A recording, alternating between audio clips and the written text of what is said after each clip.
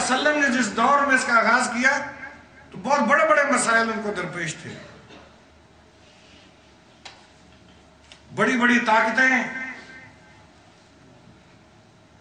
روم کی طاقت، ایران کی طاقت، شام کی طاقت، یہ ساری طاقتیں ارد گرد موجود تھے. ان کی وجہ سے مسائل، ان کے استعماری عزائم، ان کا تسلط.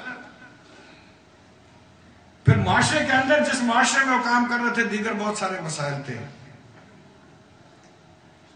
فحاشی تھی، عریانی تھی، ڈاکہ زنی تھی، لوٹ مار تھی، قتل و غارت گری تھی، سود کا نظام تھا، سب کچھ تھا. لیکن آغاز انہوں نے کیا صفا کی پہاڑی پہ بھی کھڑے ہو کے تو لا الہ الا اللہ، کہ اس ایک رب کی عبودیت کو تسلیم کر لو. ہر معاملے میں رب وہ ہے، الہ وہ ہے، عبادت اور اطاعت اس کی ہونی ہے. یہ بات ترجیحات کی ہے. یہ بات درست ہو سکتی ہے کہ ایک دعوت کے ایک نقطے کو لے کے ہم چلیں اور باقی کو بھول جائیں، لیکن بات ترجیحات کی ہے کہ آپ نے کہاں سے شروع کرنا ہے، کس کو ترجیح اول کے طور پہ لینا ہے. آج ہم لوگوں کو وہ خالص دعوت لا الہ الا اللہ کی سمجھا نہیں پا رہے.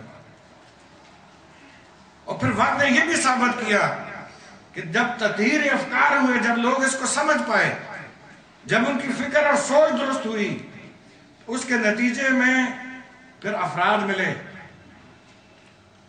وہ قوت ملی جو بکنے والی نہیں تھی، جو دبنے والی نہیں تھی، جس کے اندر یہ قوت تھی کہ وہ معاشرے کے ہر ظلم کو سہ سکتی تھی، ہر ظلم کے سامنے ڈٹ سکتی تھی، ہر لالچ کو مسترد کر سکتی تھی. اور انہی افراد نے جو تطہیر افکار کے نتیجے میں اس تنظیم کا حصہ بنے، اس اجتماعیت کا حصہ بنے، یہ ثابت کیا کہ وہ چند ہیں. مکے کے اندر 250-300 افراد 13 سال کے اندر، لیکن نتیجہ کیا نکلا؟ تطہیر افکار کے نتیجے میں اور شعوری طور پر اس تحریک سے وابستہ ہونے کے نتیجے میں کہ پھر لوگوں نے خود رابطہ شروع کیا، قبیلوں کے قبیلے باہر سے آنا شروع ہوئے. اور پھر اسی کا آپ اندازہ کر لیں، اس کے ساتھ ساتھ اجتماعی اصلاح کی کوششیں بھی شروع ہوئی کہ اس معاشرے کی اصلاح جس کے اندر سوسائٹی طبقات کے اندر تقسیم ہے. حضور صلی اللہ علیہ وسلم پر مکے کے سردار اعتراض کر رہے ہیں کہ اس کی محفل میں تو وہ لوگ بیٹھتے ہیں جن کا معاشرے میں کوئی مقام نہیں ہے، جن کا معاشرے میں کوئی وقار نہیں ہے، جو معاشرے کے پسے ہوئے، دبے ہوئے چھوٹے لوگ ہیں. اس معاشرے کے اندر اصلاح کی کوشش شروع کی گئی اور اس کوشش کے نتیجے میں وہ کام جو چھپا کے ہو رہا تھا، چھپ کے ہو رہا تھا، حضرت حمزہ اور حضرت عمر کے اس قافلے میں شامل ہو جانے کی وجہ سے وہ کام منظر عام پر آیا، وبا کے دہل ہونے لگا. تو یہ ایک فکر ہمارے لیے اس کے اندر یہ بھی موجود ہے کہ معاشرے کے جو مؤثر افراد ہیں، جہاں پسے ہوئے افراد آپ کے ساتھ ہونے چاہیے، مظلوم افراد آپ کے ساتھ ہونے چاہیے، محروم افراد آپ کے ساتھ ہونے چاہیے، وہ معاشرے کے مؤثر افراد کا آپ کے ساتھ ہونا ضروری ہے، کیونکہ اس سے آپ کے کام کو، آپ کی پیش رفت کو، آپ کے آگے بڑھنے کے عمل کو تقویت ملتی ہے. تو حضرت حمزہ اور حضرت عمر سابقون الاولین جو بھی اس وقت جس بھی طبقے سے آئے، اس کے نتیجے میں یہ پیش رفت آگے ممکن ہوئی. پھر اس کے بعد نظام کی اصلاح کی بات بھی کی گئی کہ محض تبلیغ، محض دعوت، محض تربیت گاہ، محض لوگوں کو درست راستے کی سوچ دینا، یہ نہیں، بلکہ چیلنج کہ یہ جو نظام چل رہا ہے یہ باطل نظام ہے. اور میرے بھائیوں، یہ سیاسی میدان کے اندر پیش رفت کے اندر سب سے اہم چیز یہی ہے کہ آپ باطل نظام کو چیلنج کریں اور اس سے گھبرائیں نہیں، اس سے ڈریں نہیں. ہم اس سے ڈرتے ہیں. اس کے نتیجے میں کشمکش برپا ہو جائے گی، اس کے نتیجے میں تصادم برپا ہو جائے گا. لیکن وہاں یہ کشمکش پیدا کی گئی، نظام کو چیلنج کیا گیا، اس لیے کہ کشمکش مطلوب تھی. کشمکش کے نتیجے میں آپ کے نظام کی، آپ کے نصب العین کی، آپ کی دعوت کی خوبیاں بھی سامنے آتی ہیں. اور جس نظام سے آپ کا مقابلہ، اس کی خرابیاں بھی سامنے آتی ہیں. اور اس کے نتیجے میں کچھ لوگ آپ سے ناراض ہوتے ہیں، کچھ لوگ آپ کے خلاف ہوتے ہیں. لیکن ایک بڑی تعداد جو ہے اس کا نقطہ نگاہ، اس کا مرتکز، اس کا مرکز آپ کی دعوت بن جاتی ہے. آج کی مثال آپ لے لیجئے کہ 9/11 کا واقعہ ہوا، اسلام پر دہشت گردی کا لیبل لگا،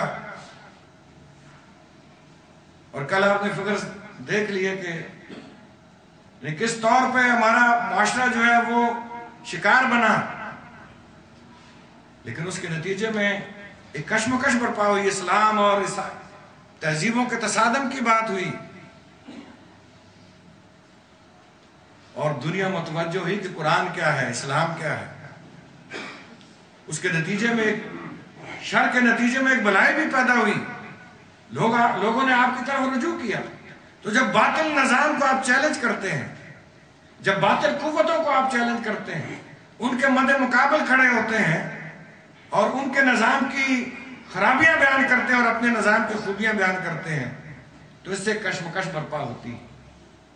اور وہ کشمکش اس تحریک کی غذا ہے، اس کی پیش رفت کا ذریعہ ہے. اس کو برپا کرنا ہمارا فرض ہے. وہ برپا کیے بغیر کچھ آپ کی صفوں میں لوگ آ نہیں سکتے.